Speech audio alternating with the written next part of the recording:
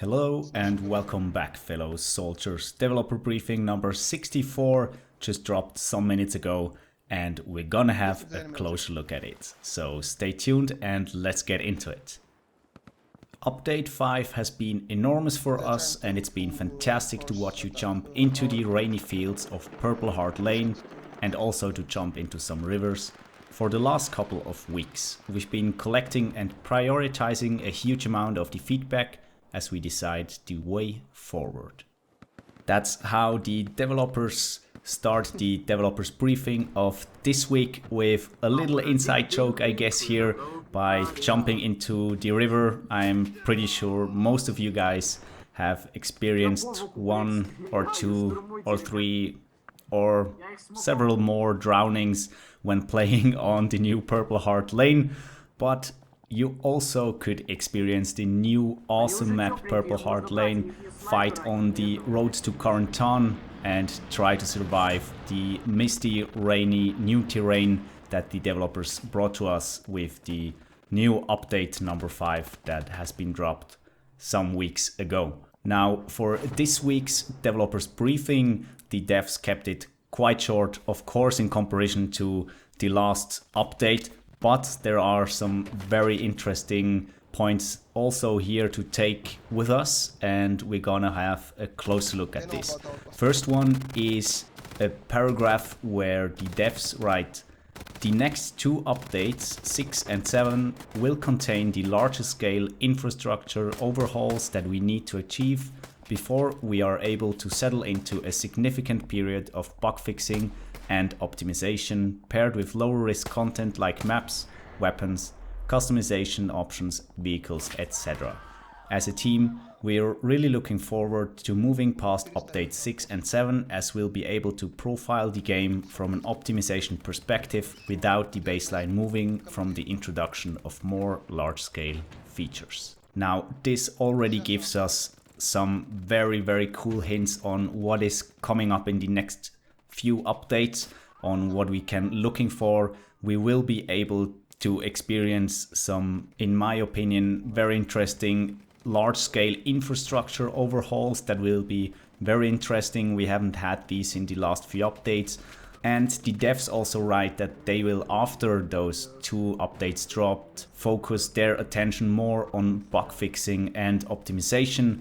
I think that's also a very important part for the game when it comes to the stage that it's going to be released. And of course, for new players that join every day, it's even better if the game is getting optimized day by day and hour by hour.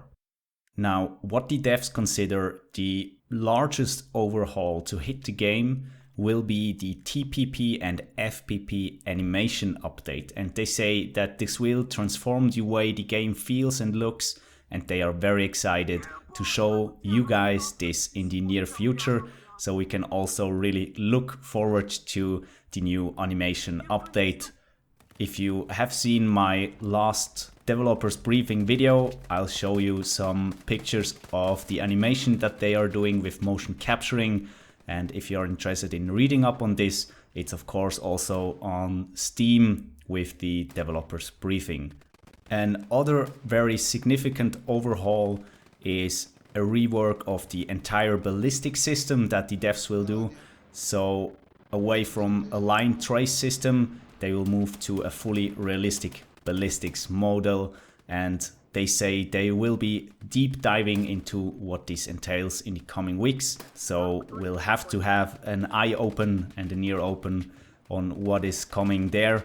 I think this will add a lot of value to the game when we have a fully realistic ballistics model implemented. That's going to be very interesting. It will change a lot, though, if you have been playing in the early access stage for a lot of time.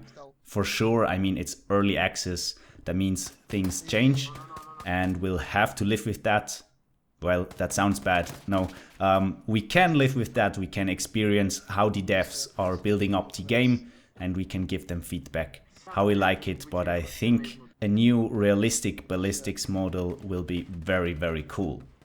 Now, with the update number 5, the very big update, also some smaller issues appeared, of course. as there are with every update. I'm looking here at my audio stuttering that I have. Dear devs, makes it really hard to do videos. But jokes aside, there are some smaller issues, of course, with every update that they come up, and they will fix them in patch number 9.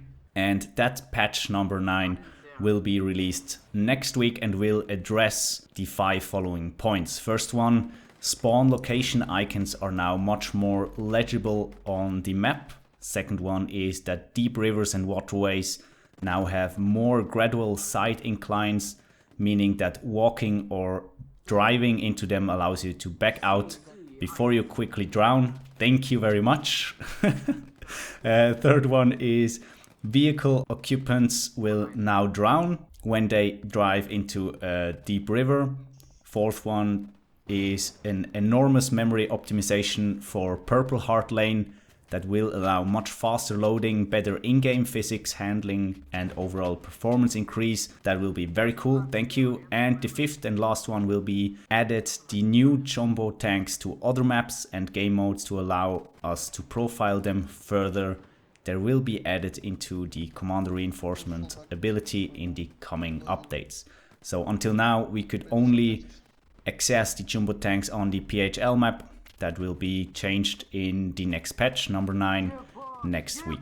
And the developers will also release a full change list on the day of the patch next week, but they say they hope to address most of, if not all, our as a player base, key issues and feedback from the update number 5. Also coming next week will be the updated roadmap that will give us an insight into the order of the things that are coming to us over the next 2 updates. So we will have more details on them. Very nice. And they will also release a separate project roadmap to give us a broader sense of what the devs want to do with Hell Let Loose up to the end of early access and beyond that. I think that's also very important to include the player base, to include us as early access gamers. I think the devs are doing a very, very nice job when it comes to that, when it comes to communication with its player base.